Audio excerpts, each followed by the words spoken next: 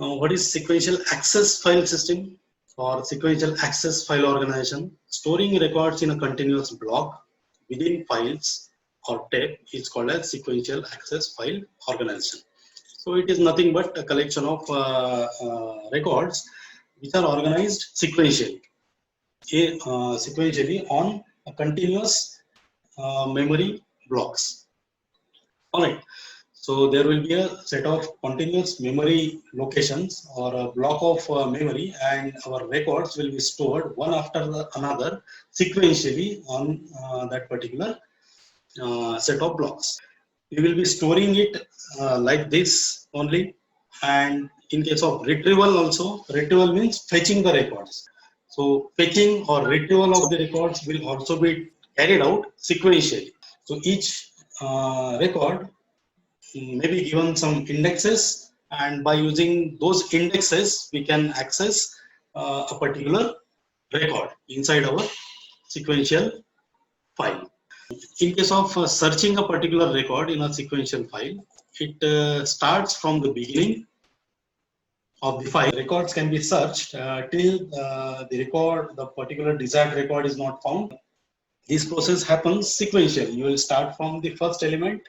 You will compare that element with the desired element. If it matches, then it will return that the record is found. Otherwise, it will move to its next memory location.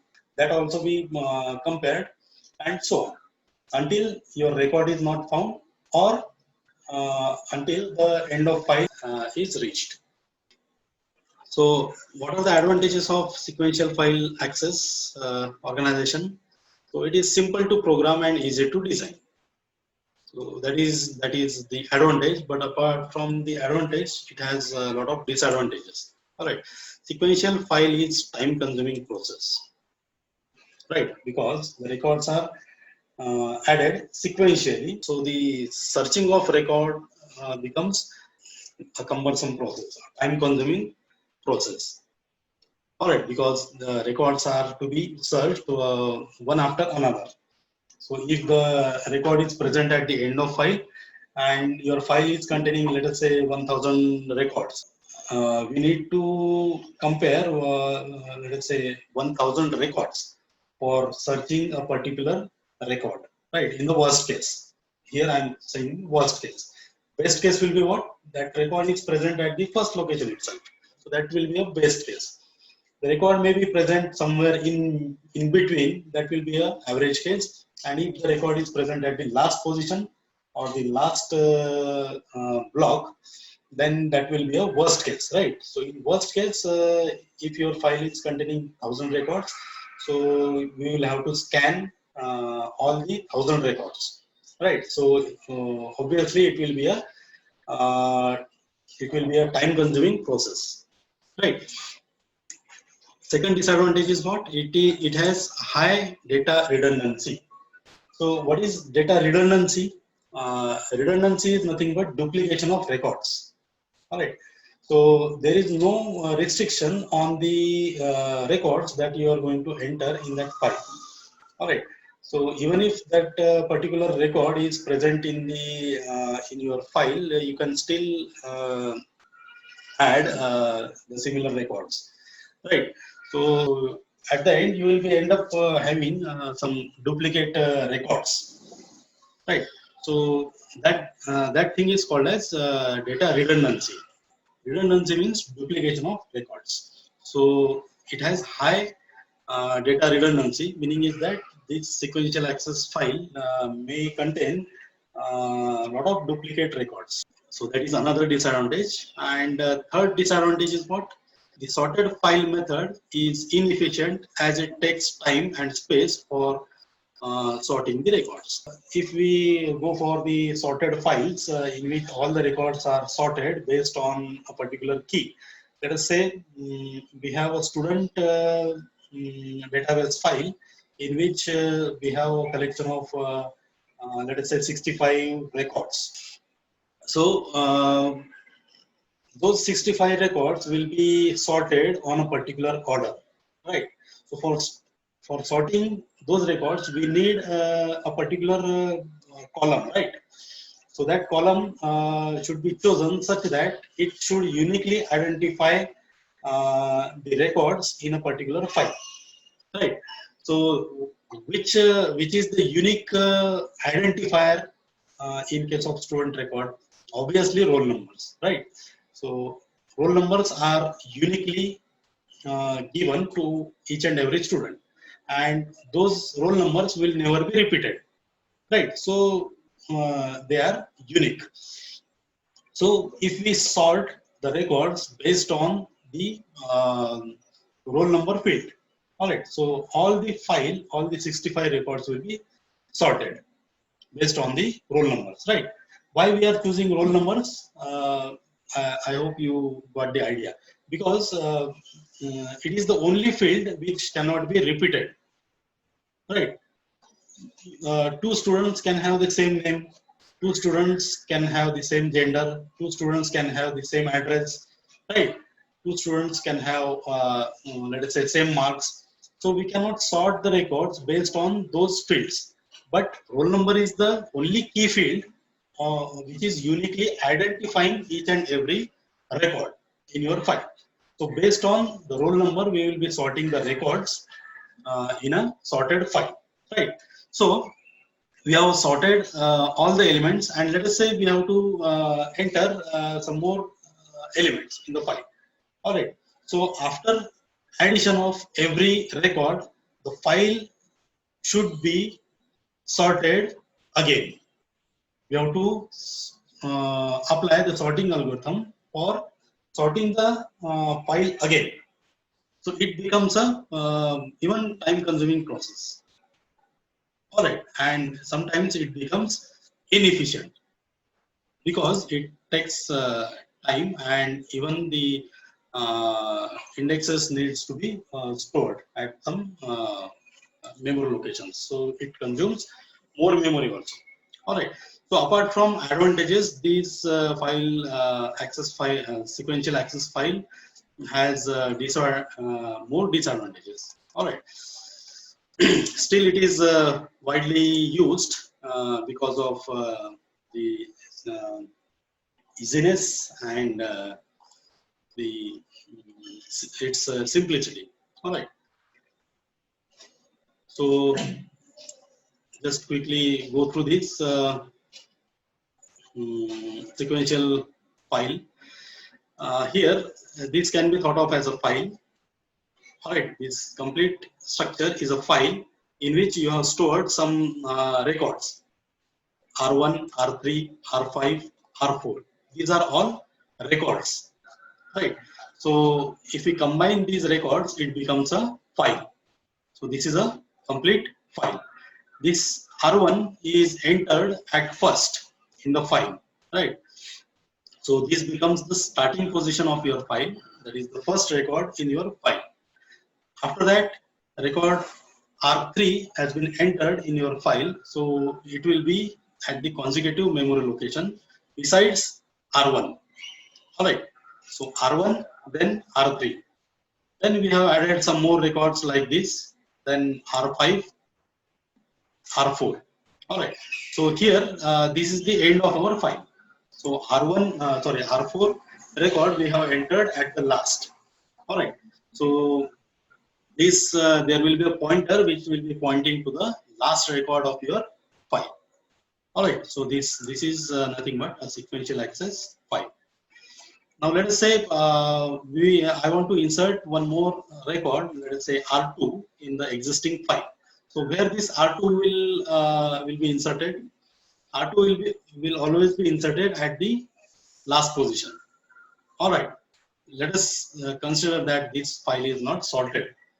Right. So in that case, this new record will be appended to the existing file. Appended means what?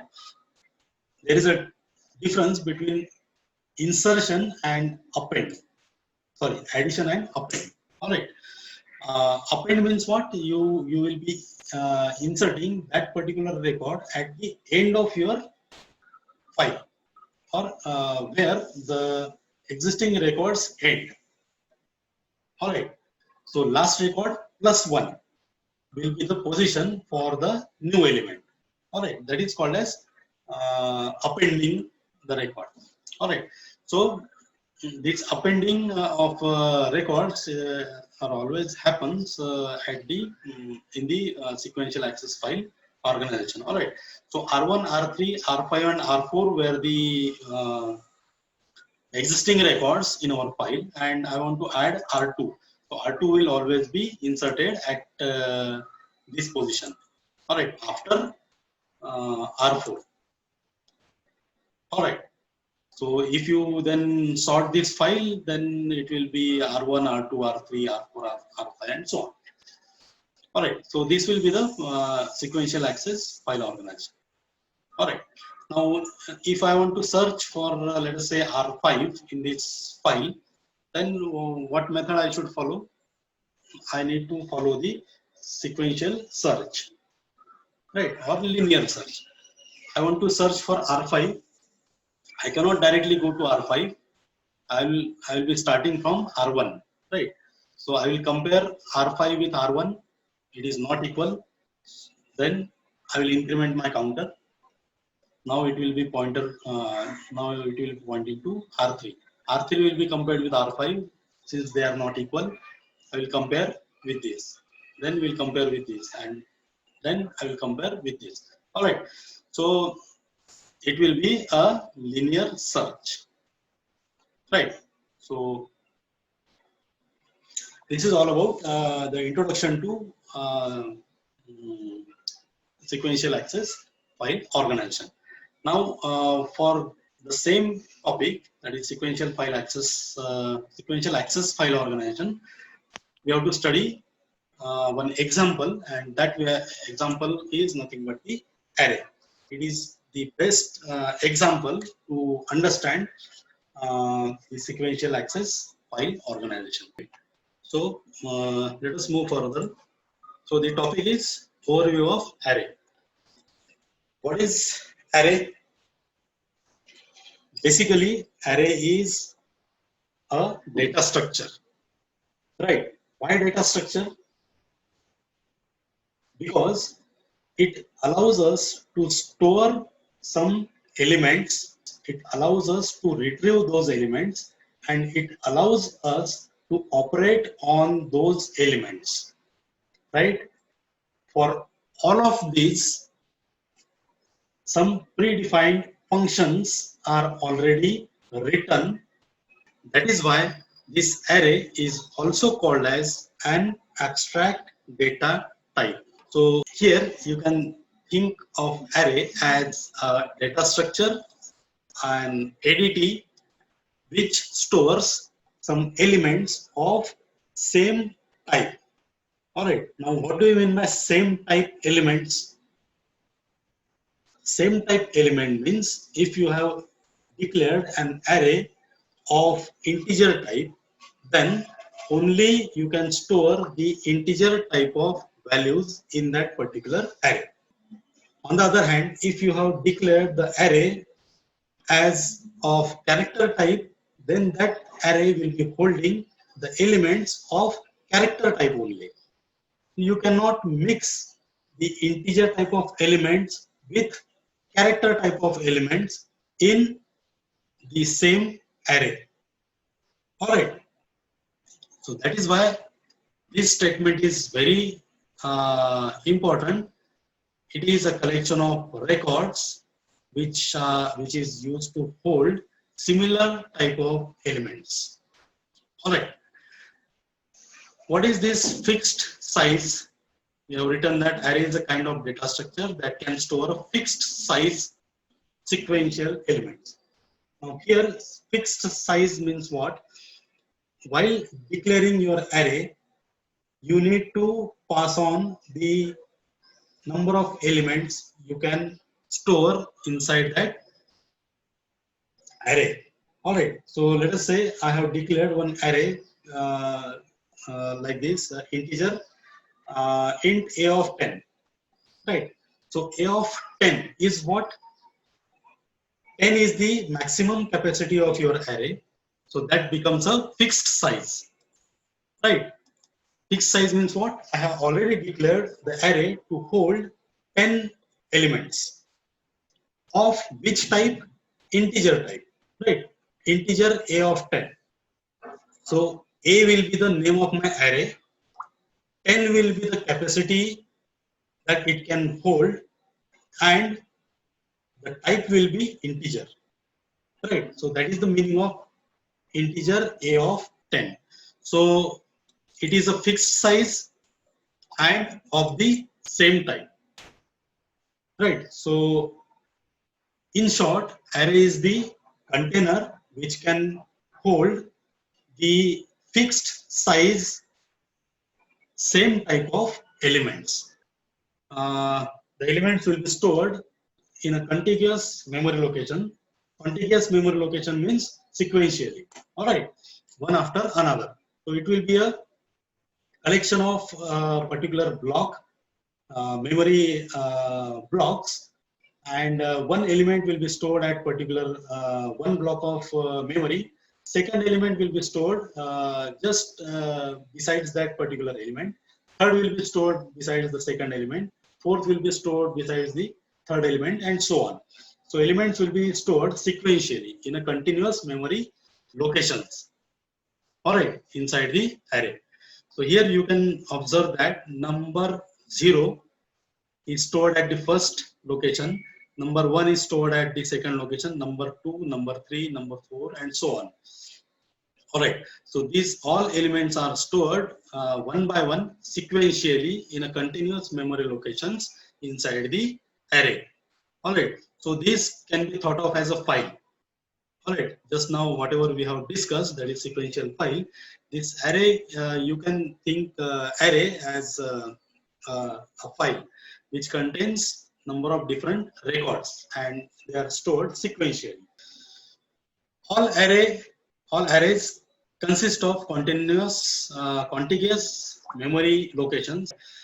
The lowest address corresponds to the first element, and the highest address corresponds to the last element. All right, so this, there will be a particular address for the first element. Let us say it's the array index starts from 0. All right, so this will be the address. Let us say this element is stored at the memory location 1010. All right, and we are storing, let us say, character data. So it occupies 1 byte of memory. All right, so first element is stored at 1010. So second element will be stored at 1011. Third element is stored at 1012. Fourth 1013, and so on. All right.